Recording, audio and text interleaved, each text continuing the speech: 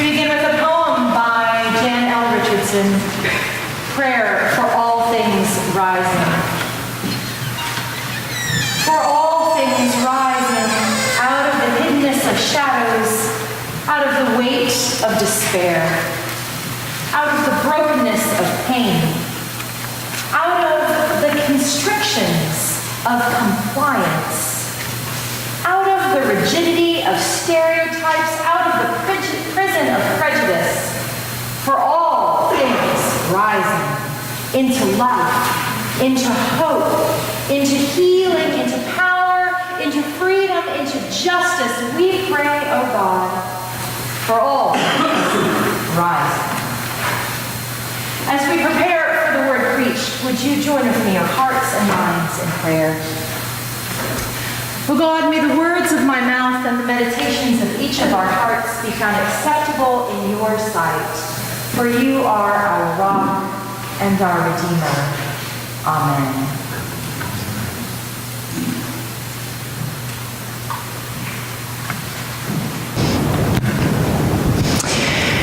So over spring break,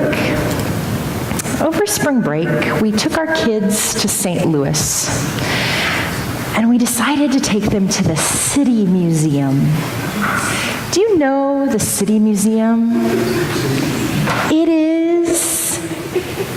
like being inside of the brain of like Lewis Carroll and Salvador Dali all wrapped up into one. It is a bizarre place filled with artwork that you get to climb in and on and around and through. And I would like to thank David Gerstenecker for telling me that David and I needed knee pads, because whoa boy, did we ever.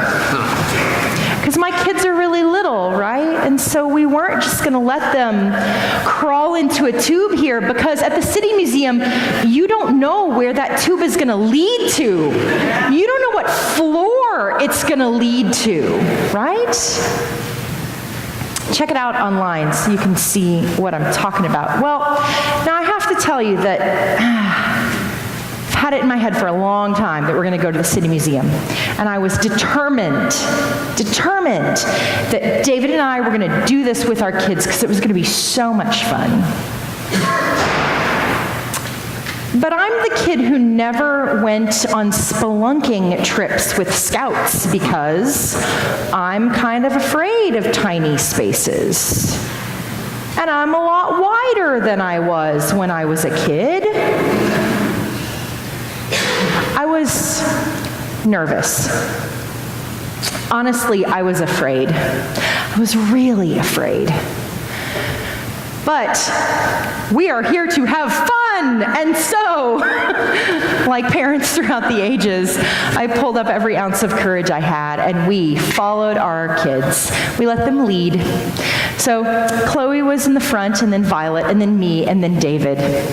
And I'm glad that David was behind me, because on about the third tube, he had to push me up so that I could get into this like log that we had to go through. Later in the day, we're in this section of the museum called the Tree House, and there are these spirals that go up like 4 stories. You climb in and under and around and through.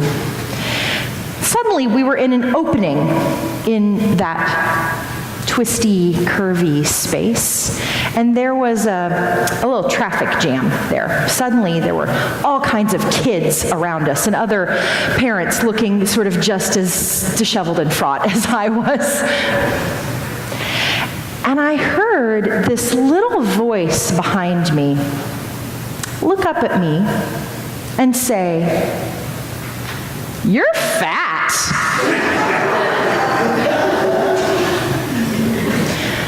And it was like every little kid on the playground who had ever said, "You're fat."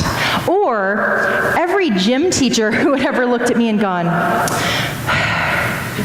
because I couldn't do what the other kids were doing. It's like all of those voices just came back in my head.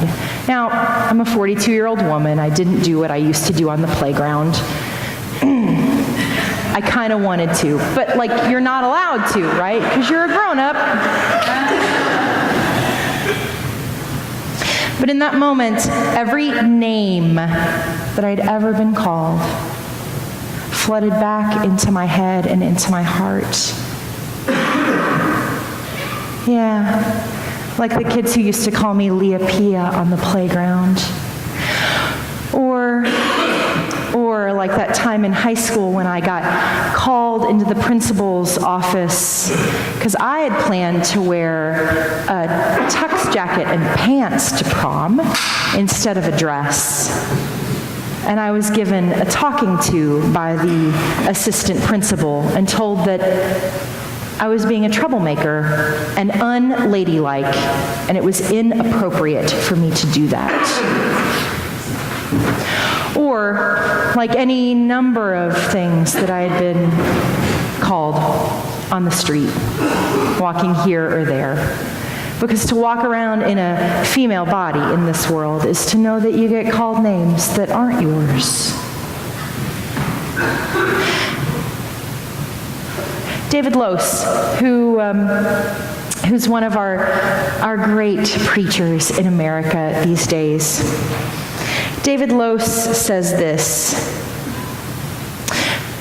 that today's story about Jacob wrestling at the side of the river with this demon who turns out to be God in disguise begs the question of what names we have been called in our life. He says, it's important for us to ask ourselves today, who are you? Really, who are you? For us to be able to name both the names that we have been called and the name that we call ourselves. But then he continues, more importantly,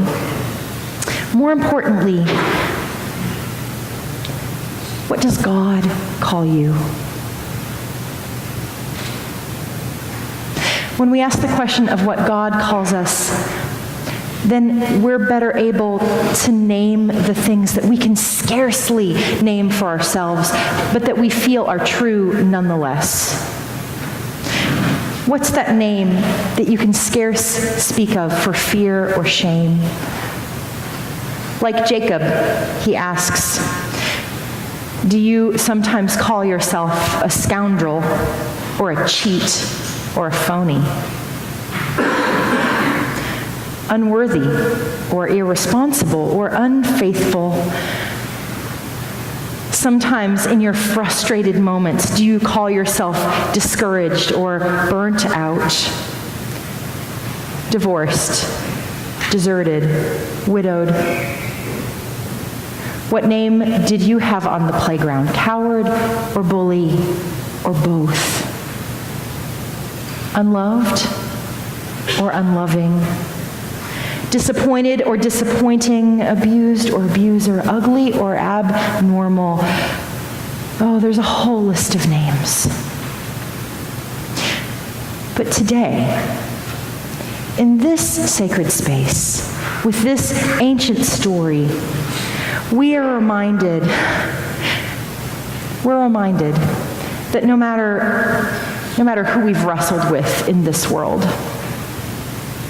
that God will not let us go. And that God looks at each of you and says, no, whatever name you have attached to yourself, the name I give you, God says, is that you are mine. You are loved and you are beloved. And you belong to me, God says. Moreover, in the sacrament of baptism, which we echoed this morning, Our name is actually Christ. That's who God sees when God looks at us. God sees the face of Christ. Another word for baptism is christening. When someone is christened, they are Christ-ended, right? And so no matter what names we have ever been called in our lives, no matter what names we wrestle with in the dark night of the soul, like Jacob wrestling by the river, in the end, and today, and for all time, our name is that our name is the face of Christ.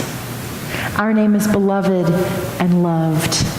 Our name is blessed beyond measure. Our name is joyful, faithful, overcoming one, friend of God, and one who sees God's face.